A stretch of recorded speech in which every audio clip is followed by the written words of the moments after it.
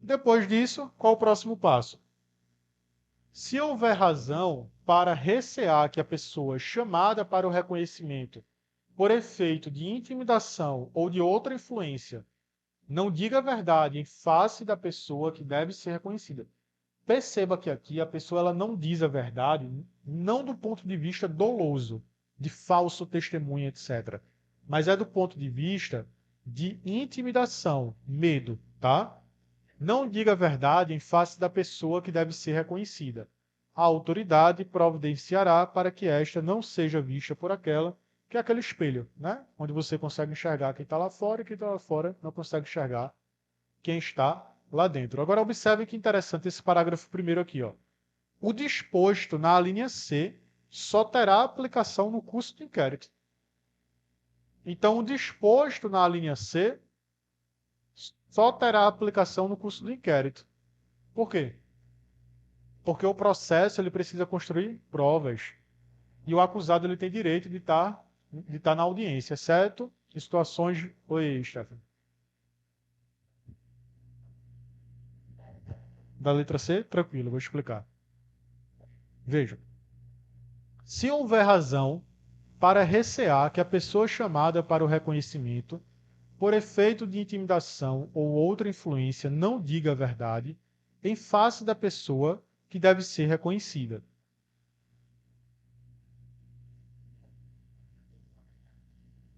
Isso. É assim, ó.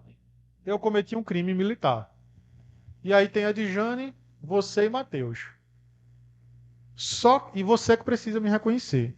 Só que você está com medo de me reconhecer, que eu me vingue, enfim, mate alguém, tá? Então você mente. Você diz que não fui eu. O que é que o CPPM autoriza?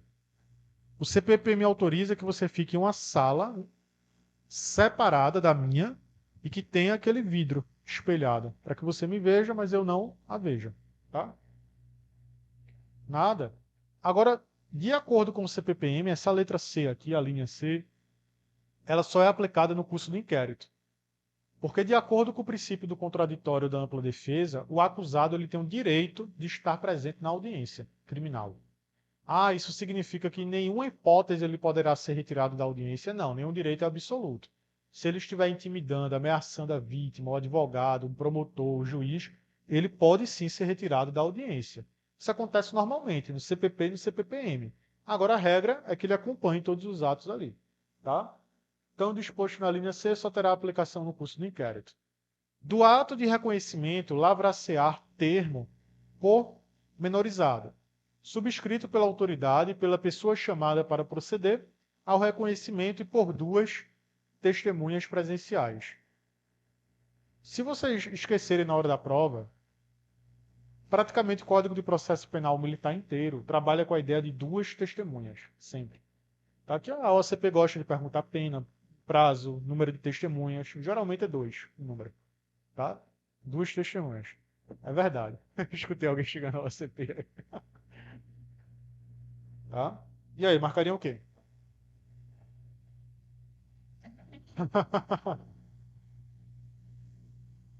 É, tem que ler devagar. Tá?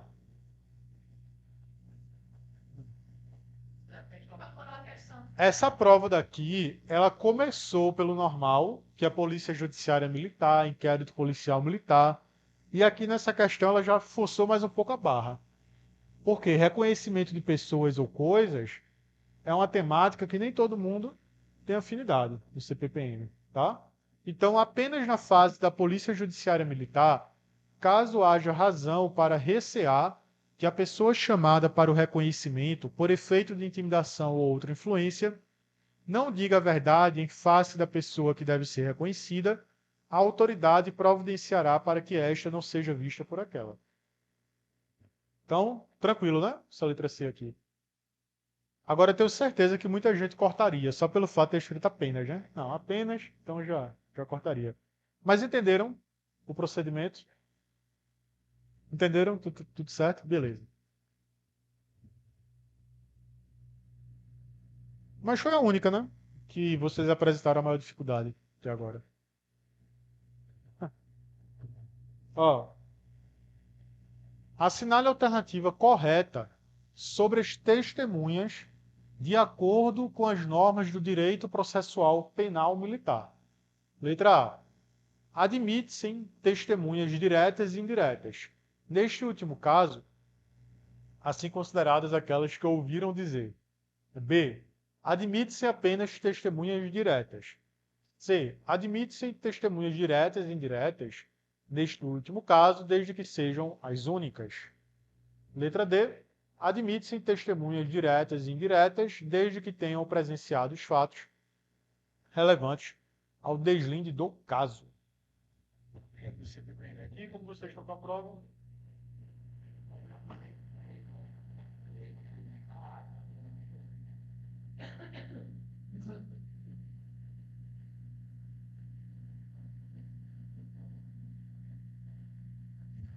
referente à temática das testemunhas, lembrem que o Código de Processo Penal Militar, na fase pré-processual, na fase de inquisa castrense, traz um horário específico para que a testemunha seja inquirida ali. Qual horário?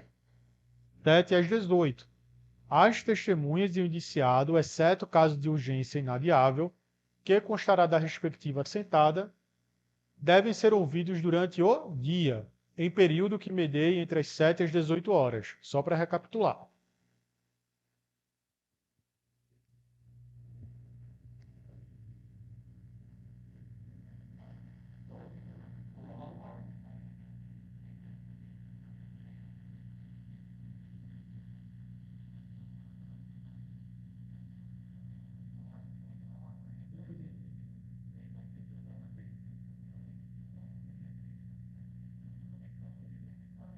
Foi, foi, já. Qual? Essa quando ele fala assim, esse livro, mas que eu me penso falar que na função prática, necessariamente, não necessariamente, mas na função prática, se faz desse grupo, coloca assim do lado da pessoa. Exatamente, características semelhantes. Aí tem a banca tenta pegar porque quem vai, quem já tem experiência no ataque, Aí cai. aí cai na coloca. Como assim, se possível? Não. Pela letra da lei é possível, só que na prática é sempre característica semelhante.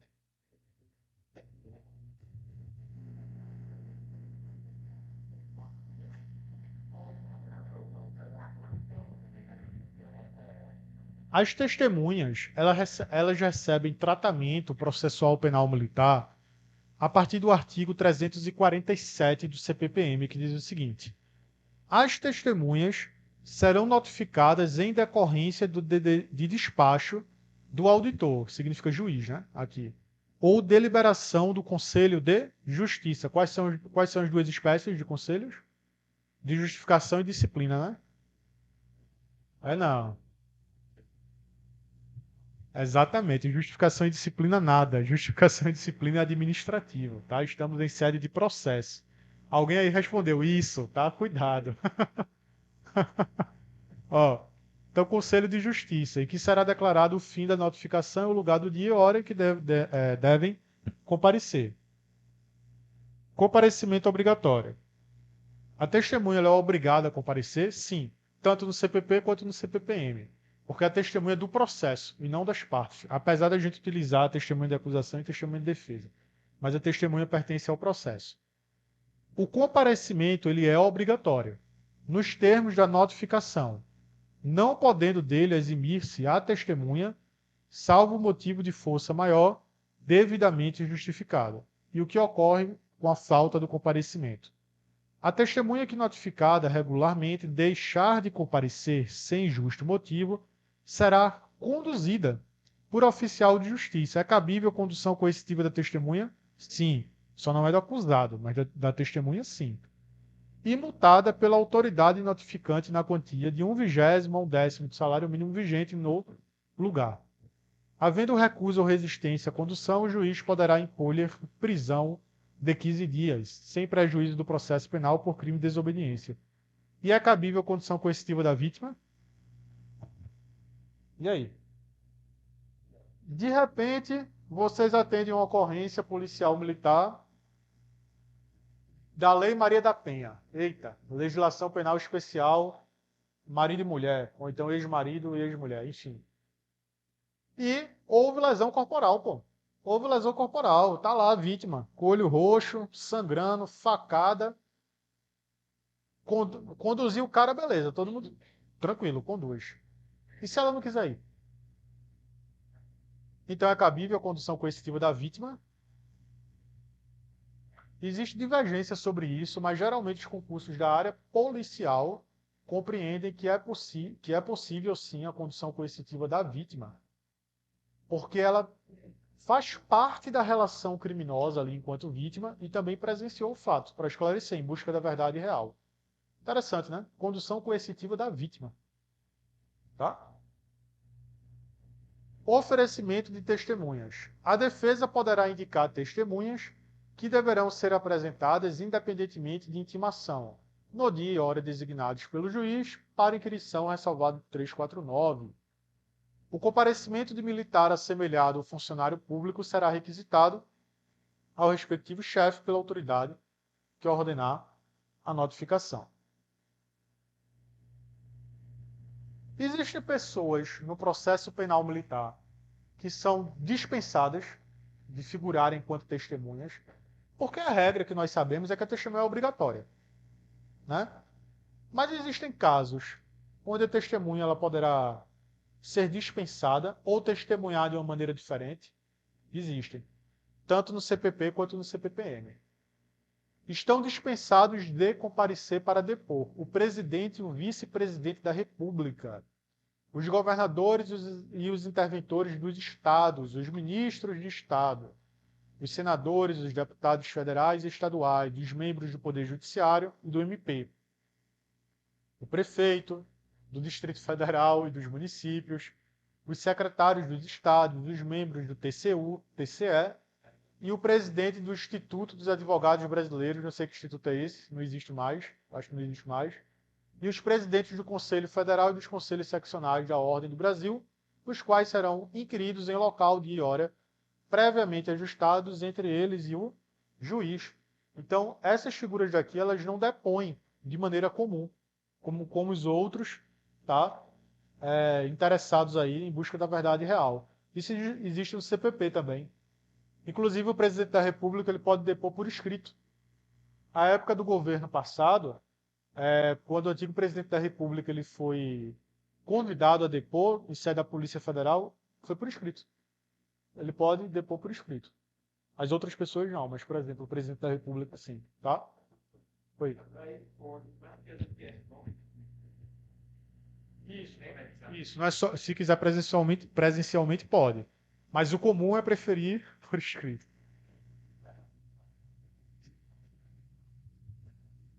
Não, pode ser por escrito, não só por escrito, mas poderá ser por escrito. Oi, Vinícius.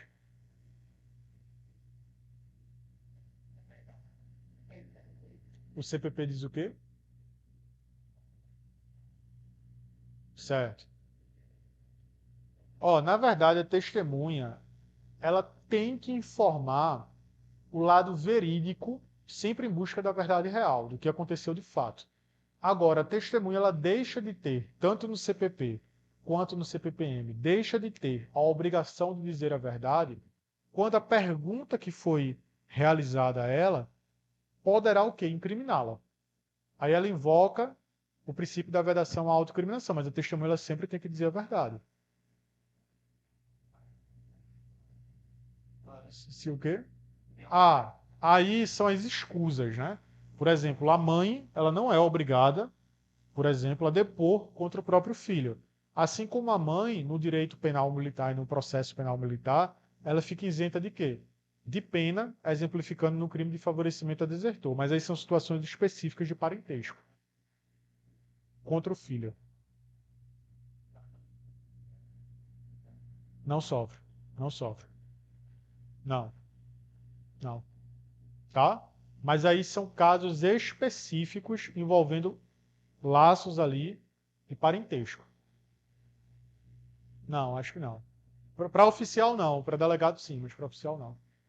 Tá?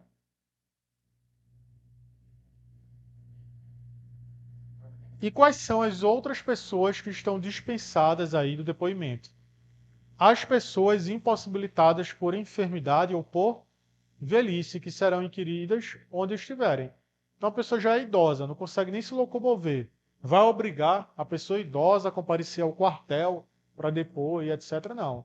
Inverte. A equipe do quartel é que vai até a pessoa. Tá? Nessas situações aqui. Isso existe também no processo civil. Quem pode ser testemunha para o Código de Processo Penal Militar? Qualquer pessoa. Qualquer pessoa poderá ser testemunha. É claro que deveremos realizar a leitura do artigo 351 na inserção da proteção ali, né, integral da criança e do adolescente, por exemplo, tá? Então qualquer pessoa poderá ser testemunha. O procedimento da escuta, por exemplo, de uma criança e de um adolescente não é o mesmo procedimento, tá, de uma escuta de um adulto. A testemunha deve declarar o seu nome, idade, estado civil, qualificação, né?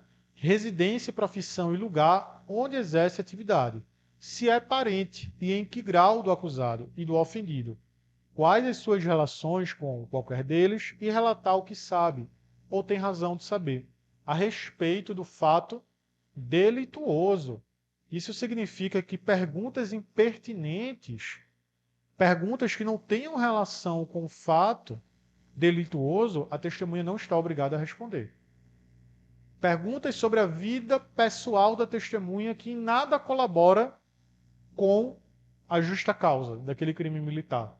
Ela não está obrigada a responder. Então, a respeito do fato delituoso, narrado na denúncia e circunstâncias que com o mesmo tenham pertinência, não podendo limitar o seu depoimento a simples declaração de que confirma o que prestou no inquérito.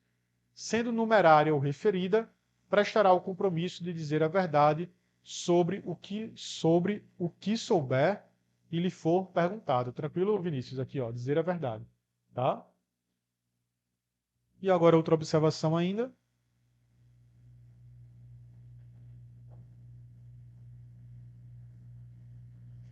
As testemunhas, elas são ouvidas de maneira conjunta ou de maneira separada? As testemunhas serão inquiridas, cada uma de per si, de modo que uma não possa ouvir o depoimento da outra. Eu acho engraçado essas previsões aqui, porque em fase processual tá assim, né? Tá lá no corredor do fórum, aí tá uma testemunha conversando com a outra, pô. Aí entra, a denúncia é lida, aí manda se retirar. Aí sai um, ó, você não pode escutar o que a testemunha B vai falar. Aí fica a testemunha A e a B sai, fica lá de fora, né? Mas assim, poucos minutos antes, elas estavam conversando, né? No corredor ali do fórum. E é incrível que ainda assim o pessoal consegue entrar em contradição, pô.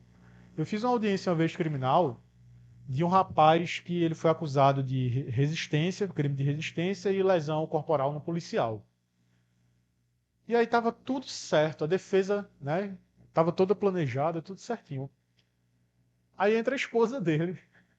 Aí ele foi escutado, aí depois a esposa. Aí a juíza perguntou: é, e ele bateu no policial, o rapaz tinha dito que não, que tinha dado um murro, mas não para pegar no rosto do policial, e sim aqui no colete, na região do colete.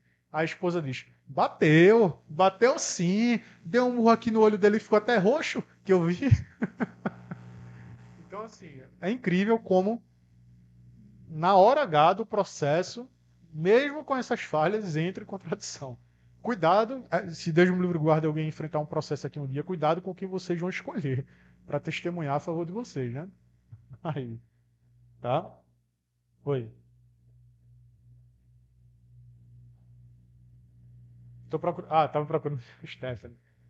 Stephanie, veja, é para atestar, né, se a pessoa tem uma boa conduta e tal.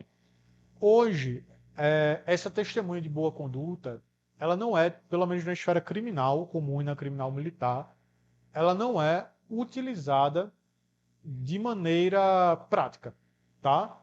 E não tem essa previsão. O próprio CNJ, o Conselho Nacional de Justiça, já dispensa a escuta da testemunha, entre aspas, de conduta. O que é que existe? Existe um termo onde o acusado ou o investigado leva a essas pessoas e elas assinam, atestando a boa conduta, mas elas precisam mais comparecer em sede de audiência para falar. Isso na esfera criminal. Eu não sei nos outros processos, mas na esfera criminal é assim, tranquilo?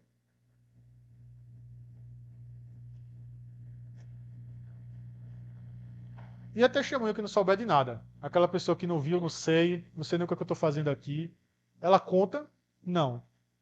Não será computada como testemunha a pessoa que nada souber que interesse a decisão da causa. E o 357, o juiz não permitirá que a testemunha manifeste suas apreciações pessoais, salvo quando inseparáveis da narrativa do fato. Então não cabe a testemunha dizer, por exemplo, ele não presta não, você é um safado, traiu a mulher, traiu a ex-mulher, não paga a pensão do menino, né? Tem 3 esposas, é cabo da polícia militar, né? Vejam, não cabe, então, a testemunha tecer essas opiniões, exceto se realmente fizer parte do contexto ali. Mas não cabe adentrar nesse mérito. Deixa eu voltar aqui à questão. Deixa eu ver se tem mais alguma observação. Não. Tranquilo, só isso mesmo. E aí? Admite-se testemunhas diretas e indiretas neste último caso, assim como consideradas aquelas que ouviram dizer. Todo mundo marcaria a letra A? Aí.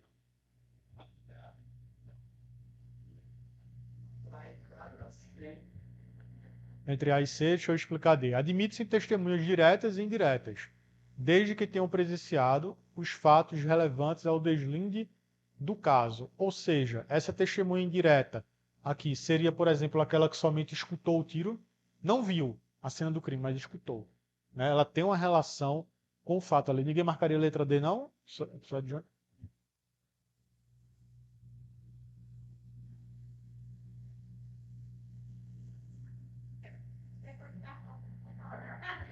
Falasse o que, Érico? Falasse o que?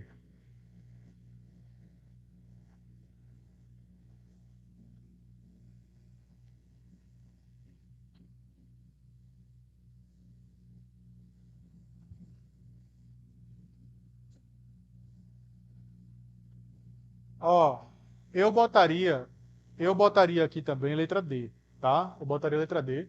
Admite-se testemunhas diretas e indiretas, desde que tenham presenciado os fatos relevantes ao deslinde do caso, devido à busca da verdade real ou da verdade processual, tá? Letra D. Letra D. Pelo que eu tô vendo, letra D. Oi,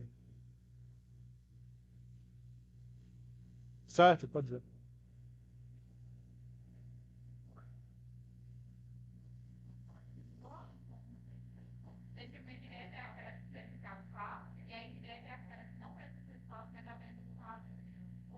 Marcariam A. Tranquilo.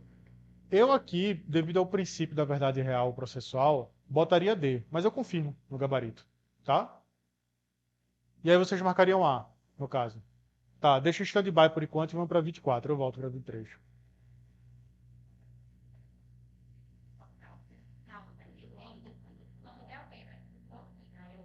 Beleza, beleza. Deixa o stand-by por enquanto, eu retorno. Vamos para 24, tá?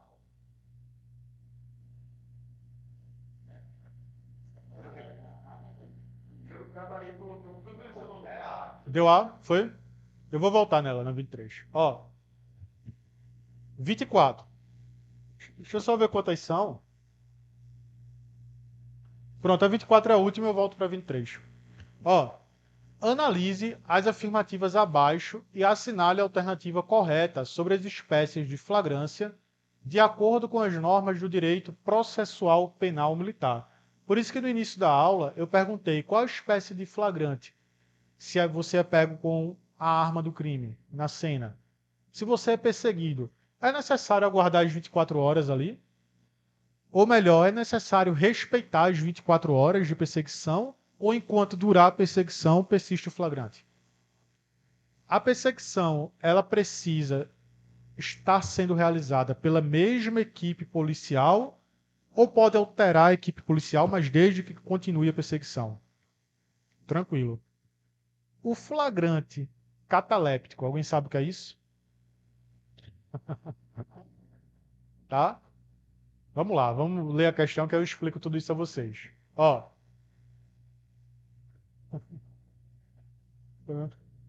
Ó. Analise as afirmativas abaixo e assinale a alternativa correta sobre as espécies de flagrância, de acordo com as normas do direito processual penal militar. 1. O flagrante próprio é aquele que coincide com o momento em que o agente está cometendo o delito. O flagrante impróprio ocorre quando o autor é perseguido logo após ter praticado a infração penal militar em circunstâncias que indiquem sua autoria. 3. O flagrante presumido consiste naquele em que o agente é surpreendido logo depois do fato delituoso na posse de instrumentos ou objetos que façam presumir ser ele o autor. 4. No flagrante facultativo, não há imposição legal para atuação, porquanto a decisão caberá a um cidadão não militar. Por enquanto vocês leem a 24, deixa eu ver a 23, novamente. Não sei qual foi o gabarito. Esse gabarito, pegar qual a prova dele? Por quê? Eu vou dar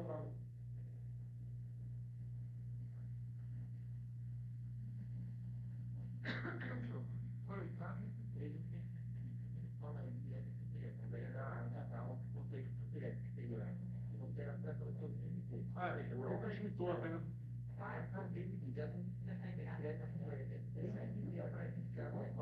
Mas é que não transmitou. Para a gente ficar mais diretamente, eu preciso por esse lado. Deixa eu ver o gabarito aqui, eu posso estar errado, né? Foi a 23.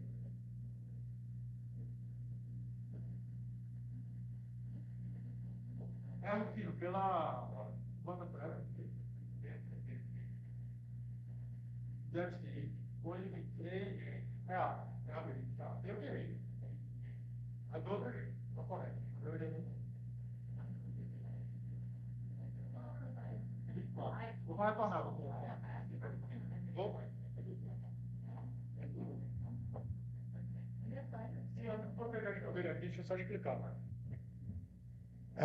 O flagrante cataléptico, pessoal. Imagina a seguinte situação. Estou lá, São João, aqui em Pernambuco, Caruaru. Aí alguém do batalhão de trânsito me aborda. Aí diz assim, ó, sei lá, teu IPVA tá atrasado, ou então o pneu tá careca, alguma coisa nesse sentido. E a Coca-Cola fica como? Né? Aí, pô, você vai, pega o dinheiro e entrega. Aí o agente policial ele vai, pega o dinheiro e guarda. Depois que ele guarda, ele está preso, né? Tá preso aí por corrupção.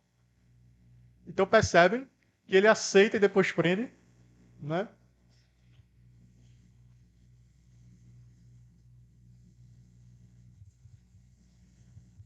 É próximo, só que aqui ele vai além, porque ele espera, ele incentiva também você a cometer e depois disso se aproveita.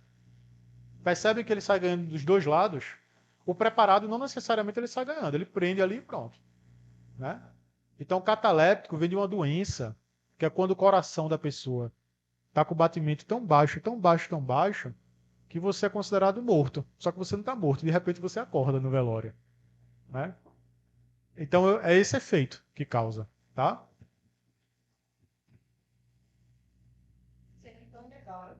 É ilegal. Agora é difícil é provar, né? Assim, na prática é muito difícil, só se tiver filmagem e tal. Porque você tem uma situação que acredita que é uma situação X e de repente se torna uma situação Y. Você acredita que a pessoa está morta, por exemplo, quando na verdade ela está viva.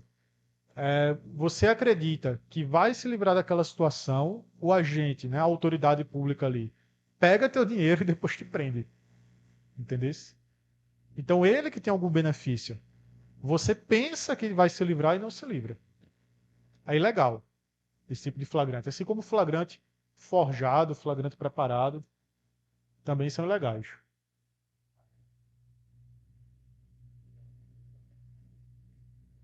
Cabe o relaxamento.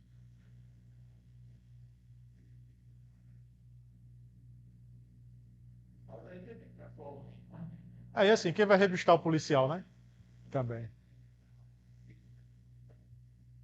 Os conceitos são próximos, tá? Mas é só para vocês se ligarem nessa situação quando o agente público ele força a prática do ato e ainda assim tem uma vantagem com isso. Beleza? Sim, vejam aqui o que vocês marcariam. B de bola ou D de dado? D de dado?